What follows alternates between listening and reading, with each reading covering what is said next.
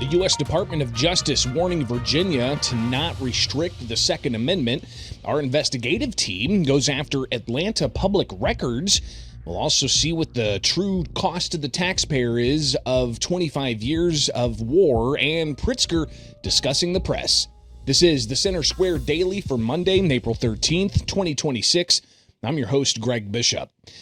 The Second Amendment states a well-regulated militia being necessary for the security of a free state, the right of the people to keep and bear arms shall not be infringed. That seems to be something that the U.S. Department of Justice is trying to reiterate in their most recent correspondence with the state of Virginia. Several weeks ago, Virginia's lawmakers sent the governor there gun control legislation, including a ban on certain types of semi-automatic firearms. From the DOJ, Assistant Attorney General Harmeet Dillon sent a letter to Virginia's governor stating several things. She says just last year, the U.S. Supreme Court made clear in a unanimous opinion that the AR-15 is both widely legal and bought by many ordinary consumers. Unfortunately, Dillon said, Virginia appears poised to infringe on the Second Amendment rights of law-abiding citizens to enjoy and use AR-15 rifles for lawful purposes by making it a crime to purchase and sell them. Dillon went on to say in a letter to Virginia's governor that this civil rights division will seek to enjoin any attempt to infringe the right of law-abiding Virginians to acquire constitutionally protected arms that are possessed by literally tens of millions of Americans. Now, the Department of Justice has intervened in some cases across the country, in particular out of Illinois, with a challenge to the state of Illinois' gun ban that was enacted back in 2023. Just recently, the DOJ filing in the federal judiciary support for plaintiffs who are challenging the law that says the guns are not to be sold or possessed, and that is unconstitutional. That case still pending in the federal judiciary. But Dillon's letter to Virginia says that we are aware the Virginia General Assembly has forwarded you several bills that, if enacted, currently written, it would mirror the unconstitutional restrictions struck down in Heller 18 years ago, pointing to previous U.S. Supreme Court precedent. Dillon also went on to say, I urge you to reconsider allowing any bill that would infringe on the lawful use of protected firearms by law-abiding citizens to become law. She said the Second Amendment rights of law-abiding citizens shall not be infringed. Now, all of that happening in Virginia while the federal judiciary's handling several cases challenging gun laws, including several cases still pending before the U.S. Supreme Court, dealing with restrictions on who can have them, where they can have them, and what types of firearms. But in Rhode Island last week, the House Committee on Judiciary tackled several gun control bills and also heard from several opponents of these measures. We'll start here with Representative Boylan and Tansey with separate bills from each was presented at the Judiciary Committee in Rhode Island last Wednesday. I'm again introducing this bill, H7035, that would limit firearm purchases to one gun purchase per 30 days. Laws limiting the number of firearms a person can purchase within a certain time frame help reduce the number of guns that enter the secondary market, weapons that are more likely to wind up at the scene of a crime. Currently, 5 states, Virginia, California, Maryland, Connecticut, and New Jersey, plus New York City, limit bulk gun purchases, a policy that has been proven to reduce gun trafficking and consequently gun violence. The bill would require a firearms training certificate issued within the past 5 years to purchase any firearm, to include both handguns and long guns. If these weapons are too dangerous to be sold in Rhode Island, then we really should have addressed possession at the same time. We didn't, and this bill corrects that. This bill is narrow and targeted. It does not expand definitions. It applies only to firearms already covered under Rhode Island law. It simply addresses one word, possess, while also expanding the amount of time for individuals who currently own these weapons to come into compliance by selling or transferring them lawfully. So the legislature looking at bills, one to say you can only have one gun a month. The sponsor of that said, well, maybe we make it 3 guns a month to answer any kind of constitutional challenge. Also expanding Rhode Island's blue card for requiring that for any kind of purchase, not just handguns, but also long guns. And then you get that last bill that was brought up about changing a word of possession based off of previous legislation that Rhode Island passed last year. But that's not all. Rhode Island also heard about a variety of other things, wanting to ban anyone under the 18 from owning firearms. A measure called the Firearm Responsibility Act that could lead to higher prices at the gun store. Another bill requiring shooting ranges to have warnings and staff training about the signs of suicidal behavior. But there was a variety of others that were raised, a lot of opponents there to question the costs and the enforcement about all of these measures, including one that would require liability insurance for firearms owners. But you had two individuals, John Francis, owner of Competition Shooting, and Kara Tibbetts, oppose all of these measures and more in front of that Rhode Island committee. When the assault weapons bill was proposed last year, the governor and people on this committee stood in front of the cameras and said to the Rhode Island public that, hey, take a breath. No one's coming for your guns. No one's taking anything away from you. You'll be able to keep what you own. You just won't be able to buy any more after the law goes into effect. Well, no, here we are. Now you want to take them away. I mean, that's like a bait and switch, is it not? People have spent untold thousands of dollars buying this stuff, and you wrote in there that they can transfer it to someone in a state where it's legal, or they can sell it to a store like mine, or they can turn it over to the police. I can tell you unequivocally that I and no other gun dealer in the state is going to pay a dime for these guns, because what am I going to do with them? These bills won't stop criminals. They will only endanger law-abiding women like me who simply want to protect ourselves and our families. The hypocrisy here is a little bit shameful. Just last week, this same committee heard at least 10 pro-criminal bills to wipe records, slash waiting periods, and make it easier to expunge multiple felonies. You were eager to give offenders second chances. Yet today, you attack honest citizens who obey the law. Rhode Islanders are tired of it. We do not want the government involved in every single aspect of our lives. We just want to be left alone to defend ourselves and live free. Again, you can see a variety of individuals there in the background wearing those yellow shirts, signifying that they were in opposition to these bills and more. The committee heard from other residents, including Jonathan Barrett, Ross Mayer, and Morris Devine during Wednesday's committee. By simply adding the word possess, this bill turns thousands of law-abiding Rhode Islanders into felons after December 31st, 2026, unless they surrender or sell their firearms, which would be at a great loss. They bought them legally under the old rules. This is not regulation. This is retroactive confiscation. Our own Rhode Island Constitution, Article 1, Section 22, could not be clearer. The rights of the people to keep and bear arms shall not be infringed. These bills all shred that right. Worse, none of these are going to stop the criminals. As offensive as I may sound, I respectfully remind the supporters of these restrictive bills that the purpose of all, if not mostly all, of our constitutional amendments is to restrain government and to protect the people from their own government. Yes, the very tyranny and the tyrants that our founders warned us about. However, history also shows us that both tyranny and oppression begins with the inability to defend oneself, or rather when that ability to defend oneself is impeded. So let us not inch any closer. So my big question is, what will you do when law-abiding citizens that own their property, that intend to retain it, because under the takings clause you're not providing anything in the way of relief, what are you going to do?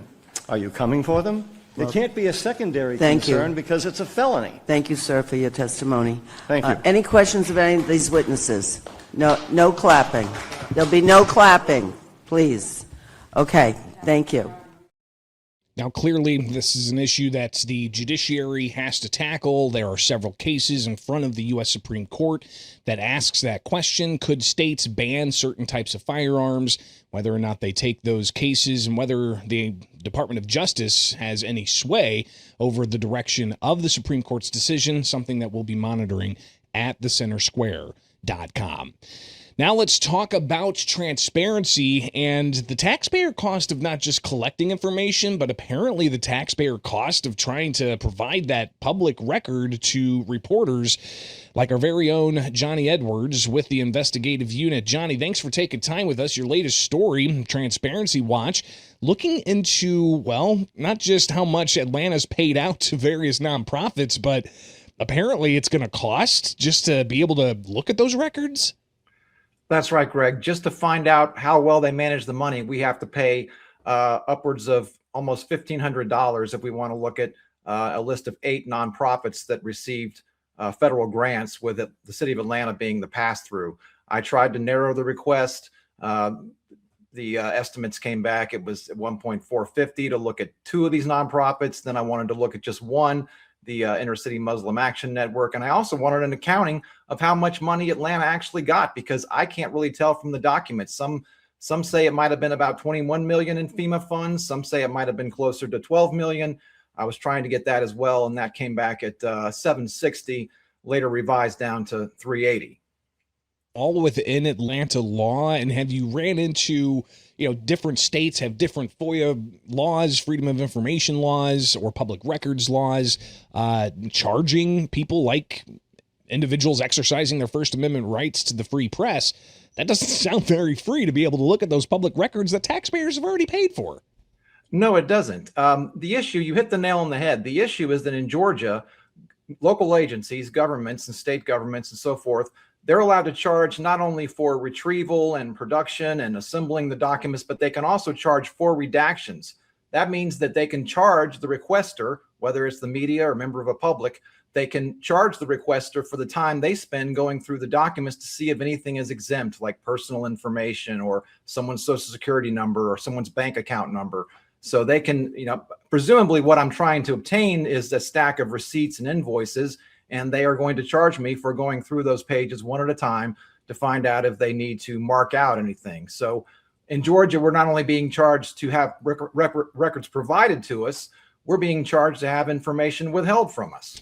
That's an interesting point. I mean, obviously, we don't want social security numbers to get out there in the public record and whatnot. But yeah, it's interesting that they have to go through and not just your taxpayer dollars going to get those records, but also the lawyers and other staff that it'll take to go through and censor those records. But they gave you a quote of up to $1,400 to view these records, and they said it would take 9 days. But you talked to some critics who say that this kind of sounds like obstruction. Right. They said it's basically they don't want the scrutiny. That was Jessica Vaughn of the Center for Immigration Studies. And I also talked to Rick Hirsch, a former Miami Herald editor who's now with the University of Florida Journalism School. And he said something that I know from having been a reporter for nearly 3 decades, that this is a common tactic to make reporters go away. And it's not just reporters. It can be members of the public. It can be taxpayers. I mean, I'm dealing with a parents group in a county outside of Atlanta right now that's trying to get records out of their school district and being quoted things like $25,000, $14,000. So if it's happening to the media, it's certainly happening to the anonymous rank and file public out there who's also trying to do the same thing, watchdog their local governments, see how programs are working or not working. Now, Atlanta's standpoint is not that we're not trying to hide anything or obstruct anything or keep you from getting it. This is just what it costs us to do this work, to give you what you're asking for. To that, I would say, well, you have an open records unit, and you also have an entire communications staff at multi levels of the government. So I don't think we're putting you in a lot of trouble here. You kind of like answered my next question. Is, I mean, at least in Illinois, they have all these state agencies, and each agency has a FOIA officer. That is their title. That is their job. They're already paid by tax dollars to go through this information. And I take it that that's similar in Georgia as well. Absolutely. And again, I would point out there's not just an open records staff, an open records unit for various departments in the city of Atlanta, but there's also a communications office. And that's not just Atlanta. That's a lot of governments, state governments, every place I encounter. They've got communication staffs who are there to, you could argue, be a kind of proxy campaign staff for public officials to keep their image up and sort of lubricate the way to be at re-election. So if you're spending money on that kind of thing, I think you should also, you shouldn't charge the public and the media to see what you're doing behind the scenes. Especially when all that we're trying to do here is just spread some sunlight on things that need to have disinfectant on it. Johnny, obviously talking about the, what critics call obstruction, that's one thing, but getting to the crux of this, I mean, you're looking at more than $1 billion in FEMA grants that went to help migrants across the country. Break this down for us a little bit and what these dollars were meant for. Well, this was during the waning years of the Biden administration, before the country radically shifted course and is now trying to get these people to leave mostly, and success and unsuccess in various places. The Biden administration was pumping, millions and millions, hundreds of millions of dollars into not only nonprofits, but also local governments, because they were sort of overwhelmed with all these, as they were called, unhoused immigrants. These were people pouring across the borders who were presumably living on the streets or living in hotels or what have you. And they were trying to help governments accommodate these people because there were so many of them pouring in. So it was things like to feed, to clothe, to house, to drive to medical appointments, provide health care. And some things I've seen, it said provide legal assistance. So, that was one of the things I wanted to look for. But I was trying to answer this very question when I was filing these requests. I wanted to see in Atlanta, what did the money go for? Because again, these are the same people now that the federal government's trying to push out or round up and kick out. What did we spend money on? And I've always wanted to know too, what happened to these clients? What happened to the people that these NGOs presumably paid to help? Where do they go now? I think it's a fascinating topic, and I don't think it was unreasonable to want to see the records on all 8 nonprofits that I've found in the records so far. Yeah, and one in particular that you focused on is the Inner City Muslim Action Network. They got 5 installments of about $250,000 each between August and January, over a year ago. But still, I mean, these dollars went somewhere. What have you been able to find, if anything, about that particular organization? Not very much. I was given some sort of limited records that showed a portion of it going to administration, but I don't really know what that means. What's interesting about this group is that while Atlanta was paying them, they're based up in Chicago, they were also putting together funds and resources for something called a benefit concert for Gaza. And that money was to benefit another nonprofit called ANIRA, which has been flagged by some Israeli watchdogs, NGO Monitor being one of them, as potentially aiding Hamas in Gaza. So I thought that was interesting that Atlanta is paying this nonprofit money while they're raising money for another nonprofit that's accused of working with terrorists. So I wanted to see if there was any indication that, we know money is fungible. So, you're putting it in one pot and they're putting it in another pot. They're also interesting because at least 6 of their executives have salaries of over 6 figures. The executive director, I believe, earns, according to the tax forms, $225,000 a year. So, one could argue if money is fungible, these FEMA grants that passed through Atlanta paid his salary. Yeah, just went to salaries. Right. I mean, you're getting 5 installments of $250,000 each, and you've got a CEO making $225,000. It begs to, say that, hey, that money probably just went right through, those tax dollars just went right through into that individual's salary. But you're also, as you said, you're trying to get records on not just that one Inner City Muslim Action Network. There are several others, and we're talking millions of dollars in tax money from Atlanta going out. We've got a graphic just to highlight some of these here. Talk about those a bit. Well, what I can find, and this is through the records that are available online, that about 5.7 million went from Atlanta to these nonprofits like the ones you've listed there. I reached out to them to see if they would answer any questions about what they did with the money, and no one took me up on that. But what's most interesting at this point is that, like I said, Atlanta received in these FEMA grants from the Biden administration somewhere between roughly $12 million and $21 million, but I only see $5.7 million going out. Now, did the city spend some money doing some other things, or did, I don't know. I don't want to presuppose, but I just want to see where the money went. That's the bottom line. I want to follow the money, as they say. And this is a challenge I've faced in investigative journalism for decades. So welcome to my nightmare. It's still very exciting and important work, Johnny. And I know it's somewhat arduous just having to go back and forth with FOIA attorneys, with a government agency, and then to get that price tag. And then having to possibly request of, hey, our budget office, can we afford to shell out $1,400 just to look at some pieces of paper? It's pretty remarkable, and we'll definitely be watching closely about this story and others. Johnny Edwards, thank you for taking time here with the Center Square Daily. And now it's time for America's Talking, with what the cost to the taxpayer is for 25 years of military intervention in the Middle East. My fellow citizens, at this hour, American and coalition forces are in the early stages of military operations to disarm Iraq, to free its people, and to defend the world from grave danger. The United States military began major combat operations in Iran. Our objective is to defend the American people by eliminating imminent threats from the Iranian regime.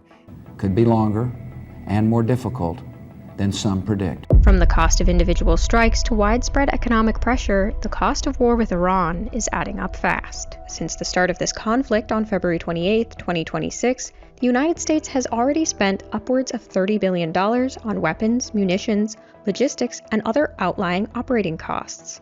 A single Tomahawk missile costs approximately $1.3 million, and interceptor missiles range between $4 and $15 million. Flying a fighter jet, like an F-15 or F-35, can cost tens of thousands of dollars per hour. And that's before accounting for maintenance crews, fuel logistics, and support aircrafts. In March 2026, 3 U.S. fighter jets were mistakenly shot down by Allied Kuwaiti air defenses in a friendly fire incident. Fortunately, no lives were lost, but that mistake alone cost the United States $279 million. According to analysis from the Center for Strategic and International Studies, the cost of one day of war with Iran totals $891.4 million. The Center Square reported that the Trump administration may lobby Congress to approve $200 billion in funding for a full-scale war with Iran. $200 billion may be a lot to the average person, but it's only a small fraction of the taxpayer dollars America has spent over the past 25 years of war in the Middle East. After the al-Qaeda terror attacks on the World Trade Center in 2001, the Bush administration launched Operation Enduring Freedom on October 7, 2001.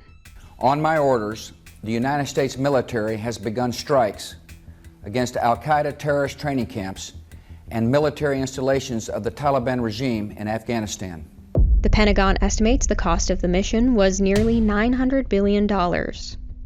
18 months later, the Bush administration launched Operation Iraqi Freedom, which began with airstrikes followed by a full-scale ground invasion aimed at dismantling Saddam Hussein's regime, which the Bush administration accused of possessing weapons of mass destruction. The Pentagon estimates the total cost of that operation was nearly $1 trillion. Other nations in history have fought in foreign lands and remain to occupy and exploit. Americans, following a battle, want nothing more than to return home. And that is your direction tonight. The continuation of operations in the Middle East led to skepticism of the Bush administration's plans to successfully wind down operations in the region. One of the soldiers sent overseas during this time was John Burns. Burns has 22 years of service in the military as a non-commissioned officer of the United States Marine Corps and Army National Guard. He was on the ground in Iraq in 2004 and is now the Strategic Director for Concerned Veterans for America. Burns says the Bush administration undersold the cost of war and underestimated the difficulties of liberating Iraq and Afghanistan. Certainly under the Bush administration, it was in the interests of the administration to sell the war very hawkishly and kind of brush aside the accounting for the costs until later. We said that Iraq was going to be a very quick mission. We had the mission accomplished, landing on an aircraft carrier shortly after the main, maneuver war, the war of big U.S. forces against what was left of Iraqi's mainstream military. And then it devolved into multiple years of counterinsurgency.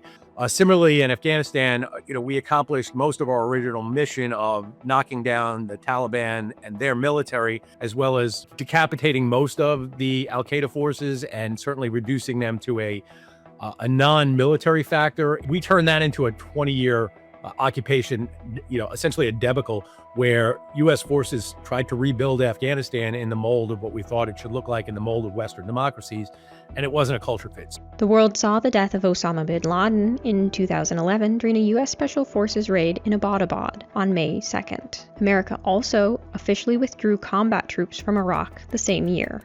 I can report that, as promised, the rest of our troops in Iraq will come home by the end of the year. After nearly 9 years, America's war in Iraq will be over. Meanwhile, the Arab Spring quickly reshaped the power dynamics in the Middle East, leading to regime change in Egypt and Libya, as well as a civil war in Syria, which became a foothold for ISIS to grow its influence in the region. These developments kept American forces in the region and led to a near-decade fight against ISIS. I can announce that America will lead a broad coalition to roll back this terrorist threat. Our objective is clear. We will degrade and ultimately destroy ISIL. We took out Osama bin Laden and much of al-Qaeda's leadership in Afghanistan and Pakistan. We've done so while bringing more than 140,000 American troops home from Iraq and drawing down our forces in Afghanistan, where our combat mission will end later this year. The fight against ISIS is widely considered to have ended when U.S. forces killed ISIS leader Abu Bakr al-Baghdadi on October 26, 2019. 2 years later, in August 2021, the U.S. withdrew from Afghanistan, marking the end of the longest war in American history. The method of the withdrawal prompted debate, particularly after 13 U.S. service members were killed and military equipment valued at roughly $7 billion was left behind. The United States ended 20 years of war in Afghanistan, the longest war in American history, where we're left with a simple decision. Either follow through on the commitment made by the last administration and leave Afghanistan, or say we weren't leaving and commit another tens of thousands more troops going back to war. The Department of Defense estimates the wars in Afghanistan, Iraq, and Syria cost about $1.6 trillion in direct military spending. Spread across U.S. taxpayers, that's roughly $8,278 per taxpayer. Those numbers are strictly related to combat funding, such as weapons, munitions, jets, and tanks, amongst other warfighting materials. The real cost drivers for the past quarter century of war will not show up in the Pentagon's numbers. The cost of interest on deficit spending to fund the wars in the Middle East is growing every day and continues to add to the costs of the wars, with nearly $2 trillion added to the national debt due to growing interest. However, the growing interest is not the only hidden cost that will continue to grow over time. So we're talking about $8 trillion in cash in those wars, plus billions more in costs of lives, and probably trillions more in costs of economic contribution of almost 40,000 Americans that we've lost. I've seen estimates that veterans' health care from veterans who served in the war, the global war on terror, as they age into midlife and into many of us into our senior years, between now and 2050, we could end up closer to $50 trillion for veterans' health care over the next 2.5 decades. This is something, there are more veterans who are combat afflicted, which means there'll be more veterans getting more of their health care from the VA at much more cost to the government, rather than sharing that cost with insurance companies, with Medicare, with Medicaid, and other government programs that might cover some of these health care choices, TRICARE as well, if they retired out of the military. If they're combat afflicted, a lot of this is going to come out of the VA. And again, that could be as high as $50 trillion in the next 25 years. Researchers at Brown University's Costs of War project include long-term veteran care, disability benefits, homeland security, reconstruction, and interest on borrowed funds. When all these factors are included, the total cost of the post-9/11 wars is approximately $8 trillion. My fears about Iran are that we have the same misunderstanding, right? All we have to do is knock down their military, knock down their Revolutionary Guards Council, work with the Israelis to decimate their proxy forces. But that's really hard to do. It's easy to say, but things always happen that require more troops, more military on the ground. It gets very, very complicated to assume that we're going to have a strike and it's going to go smoothly and that the next step is going to go smoothly. Sooner or later, in war and military operations, we have Murphy's Law, right? Eventually something is going to go wrong. With the nation still paying the costs of 25 years of warfare in the Middle East, how much more will taxpayers be asked to fund, and is it worth the cost?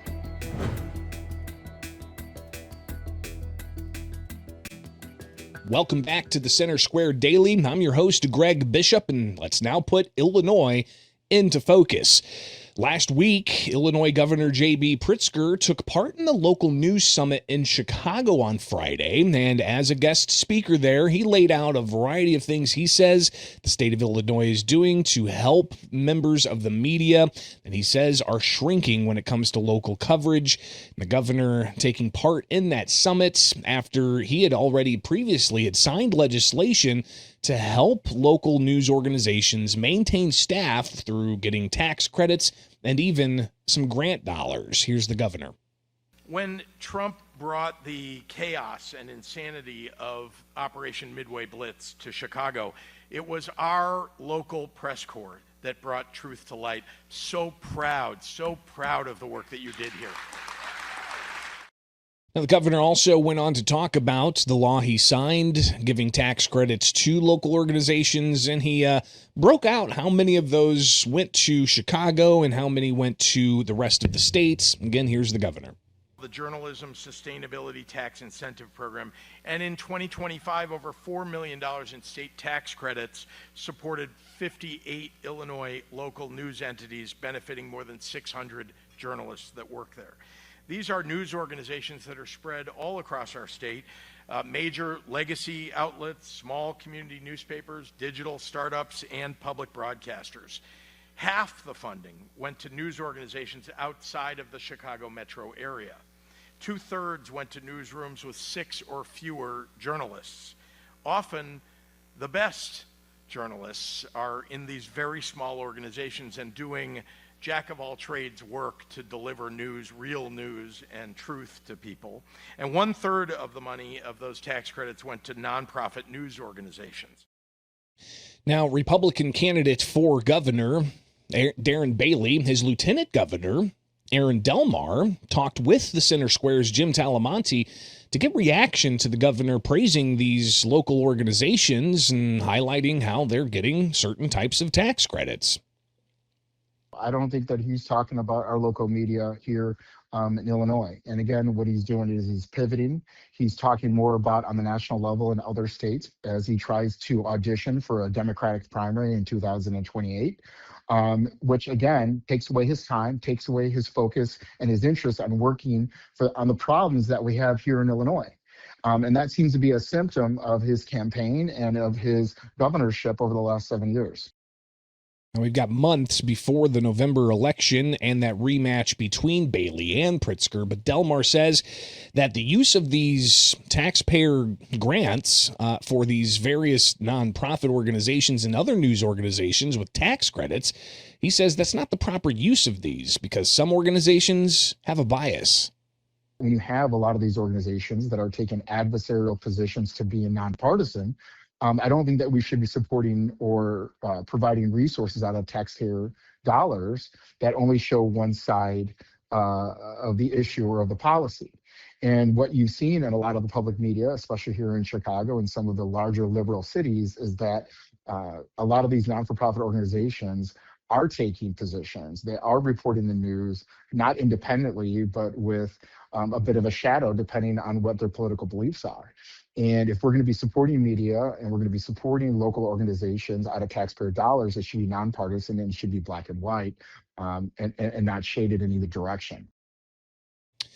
Meanwhile, the governor, when he was addressing members of the media after that event Friday, he was asked about a proposal from Republicans at the State House to address gas taxes, especially as the price of motor fuel continues to be elevated with the ongoing war in Iran. AAA pegging the state's average gas more than $4.40 late last week, up from $3.50 a month earlier. Now, the state's average gas before the U.S. and Israel war began more than a month ago, it was about $3 per gallon. Now, State Representative Ryan Spain last week says that he has House Bill 5738 to pause Illinois' very unique sales tax on gasoline for 6 months. This bill would institute a 6-month holiday on the sales tax imposed upon gasoline sales throughout our state. Remember, in Illinois, and this is really a uniquely Illinois construct, we imposed a motor fuel tax across the state. That was adjusted 7 years ago now in 2019. But then we imposed a sales tax on top of that motor fuel tax, a tax on a tax. That is something that we do in Illinois, and this bill would put a 6-month pause on that tax to provide immediate relief to working families throughout the state of Illinois. Pausing that sales tax on gasoline would immediately reduce the price of gas at current levels by 20 cents. Now, that measure not advancing at the State House, but the governor was asked about it on Friday. Here's his response. I would love to do that. They're the ones who didn't want to do it in 22 when I proposed it and got it passed and said it was some sort of political stunt. And when they take away those dollars, they're taking away dollars that would go to building infrastructure for the state, most of which goes to central and southern Illinois, which is mostly represented by Republicans. So I think they should be thinking twice about what their affordability agenda really is. I've put forward an affordability agenda that's been very clear about how we're going to lower costs for people. And the most important thing we could do is if Donald Trump will end the war in Iran, we can lower gas prices and lower the price of a lot of goods. Now, Republicans earlier in the week, last week, they said that the Pritzker administration has not been focused on affordability. They say that state's gas taxes among the highest, second in the country, also the highest property taxes and other taxes. Here's again State Representative Ryan Spain and also Republican State Representative Regan Deering. We know that the state of Illinois is consistently ranked as having the highest overall tax burden in the country. That's according to Wallet Hub. We've now officially surpassed the state of New Jersey for having the highest property taxes of any state in the country. And the majority can keep talking or we can act. They can continue to shift the blame or we can take on the challenges faced by our constituents and offer real relief and real solutions. We have a responsibility to the people of Illinois, and it's not to make excuses, it's to deliver results. Now, legislators are off today. They return to the State House Tuesday, Wednesday, Thursday, and Friday. And they have a May 31st deadline to wrap things up, including a state budget. And we'll be keeping an eye to see what kinds of things they advance to help with affordability in the land of Lincoln. From my studios in Central Illinois, I'm Greg Bishop. You can join us back here Tuesday for more stories impacting you, the taxpayer, from across the country, only with the Center Square Daily.